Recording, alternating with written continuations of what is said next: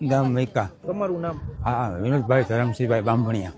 આ ખનીજ માફિયા હેરાન કરતા હતા, બરાબર. મૈકા હોલમટ બરોબર મારી વાડી છે, બરાબર. અહીંયા કાલ બનાવ એવો બન્યો. આમ તો 15 દિવસથી મને એ લોકો હેરાન કરે છે. સર્કલના માણસો આવે છે, બરાબર. અને આ માથાભાઈ ખનીજ માફિયા આવે છે. એના નામ એક ભરતભાઈ વિઠ્ઠલભાઈ ચાવડા, વિઠ્ઠલભાઈ મોતીભાઈ ચાવડા, પછી ગોબરભાઈ, પછી રાજવીરસિંહ ઝાલા, પછી સરપંચનો ભાઈ હનીફ આમદ મૈકા.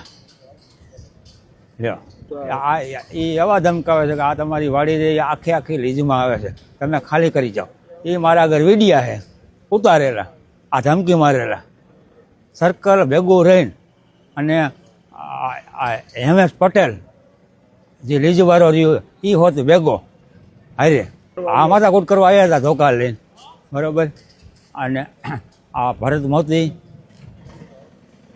ભરત વિઠ્ઠલ અને વિઠ્ઠલ મોતી અને આ ગોબર, આ 3 જણા આવ્યા હતા ધોકા લઈને. અને છોકરા અમારા વી ગયા, એટલે હું હતો નહીં હાજર અહીંયા ગણે, એટલે આ પગલું એને ભરી લીધું કે આપણને મારશે. 2 દીકરા સિરિયસ છે અને 1 દીકરો ઓફ થઈ ગયો છે મારા ભાઈનો.